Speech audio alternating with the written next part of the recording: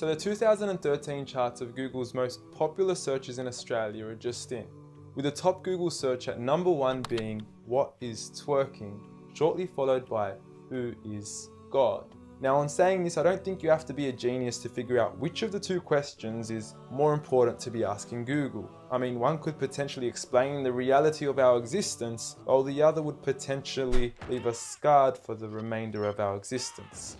And look, I know there's a lot of skepticism surrounding this issue, and quite frankly, I don't blame you.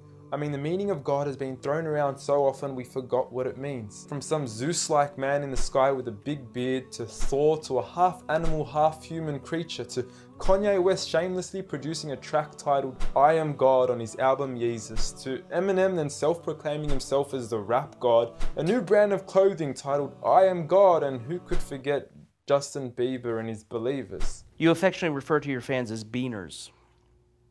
No, believers. And now I understand that most of this may be exaggerated, and many of these examples are mere semantics and plays on words that are probably being taken out of context, as let's face it, nobody actually believes in Bieber, and I highly doubt that Kanye West considers himself a god. When someone comes up and says something like, "I am a god," everybody says, "Who does he think he is?" I just told you who I thought I was, a god. And now Kanye West smashes his head into a street sign really, really hard. Oh! Kanye! Oh, Kanye. Kanye, you okay? Sounds like Kay's got a new hit. A god!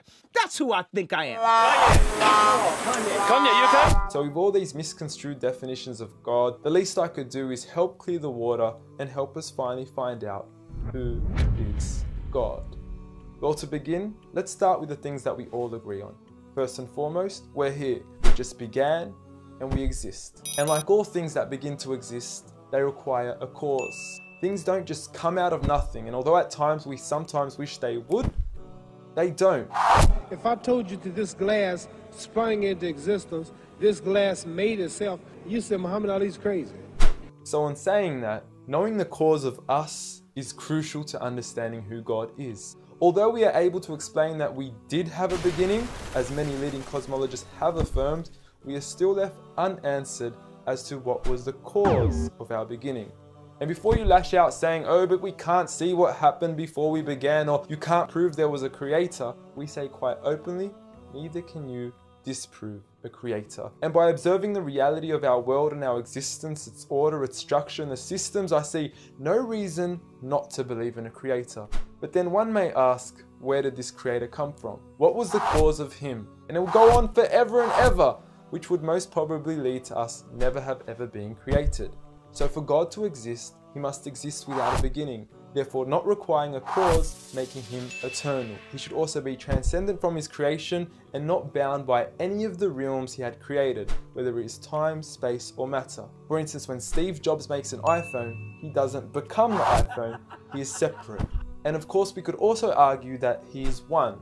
This makes the most sense, and it would also avoid any potential conflict between two disputing all-powerful gods with conflicting interests. But we still don't know which God is he. Are you Zeus? Are you Thor? Are you Yahweh? Well, if you agree with everything I've said up until now, you will realize that each of these gods don't fit into our established criteria of who God is. They are all created beings, they are not eternal, they have not created anything, they are dependent, and they require sleep, rest, oxygen, and food. So who is the one and only true God? I present to you a God who is one and only, eternal, exists without a beginning, who was uncreated, requiring no cause for himself, yet being the absolute cause and creator of everything else, Allah.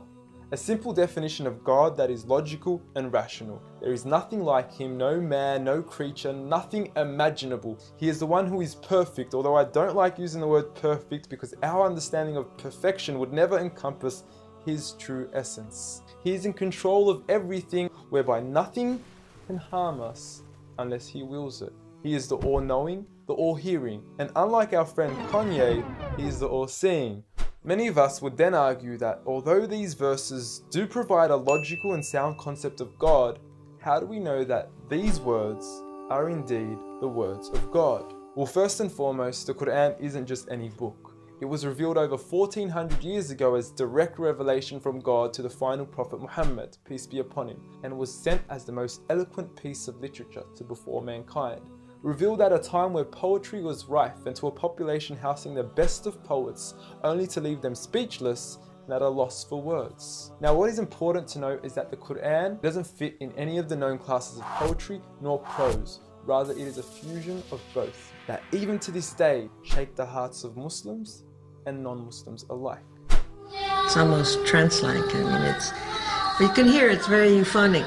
I mean, there's a lot of internal rhyme and end rhyme, and the rhythm is not predictable, and it's beautiful. Even to this day, the Quran remains incomparable and stuns humanity with its accurate references to science and history, from accurate descriptions of the human embryo to historically accurate references to the different rulers in the different Egyptian dynasties. And no matter how many times people will try to discredit the Quran on its authenticity, it remains standing. Will you please, at the very next science lesson, get some salt water, get some fresh water, and mix them and see what happens? The Quran says 2 seas, not 2 cups of water. And to those that doubt it is from God, the challenge is simple. Bring forth something that can compare. And now, although this challenge has been attempted multiple times throughout the past, history has witnessed that no man has been able to rival the Quran. But does this challenge still apply today? Well, we could surely put it to the test, and who better to choose than the self-proclaimed rap god. Call yourself the rap god. Eminem, dubbed the best of his time, being incomparable with anyone in his league. The last thing the world needs is another me. Now, if we compare the works of Allah with the works of Eminem, we are left with this. Slickety gibbity hippity hip hop, rappity rap, packing a mac in the back of the act, pack back rap yak yakety yak yak at the exact same time attempt his lyrical acrobat stunts. Look, content-wise, I don't know. However, we can't deny that lyrically he is impressive. He has rhythm, rhyme, style, alliteration, and assonance. A short video online even indicates that in one of his songs he almost made every second to third word rhyme. But how does he compare with the Quran's smallest chapter of 3 verses, Surah Al-Kawthar?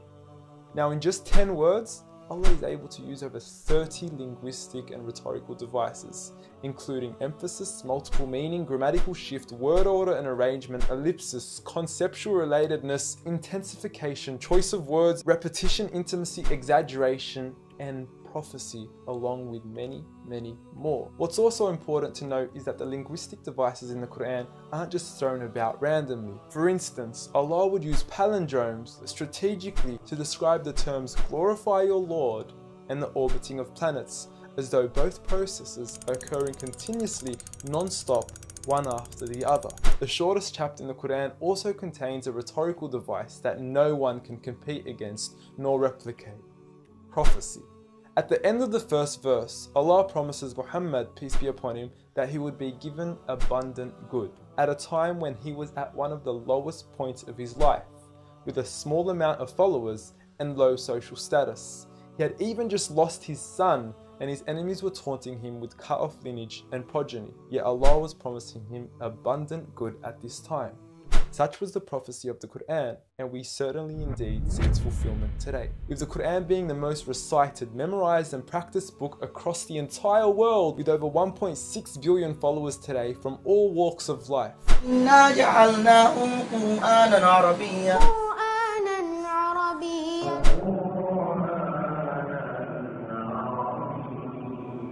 Now, I know many of you are probably thinking, okay, cool story bro, but what's the purpose of the Quran? Well, the importance is that it gives meaning to life, from our overall purpose of existence to why we're here and what happens once we die. God teaches us that each and every single one of us is being tested.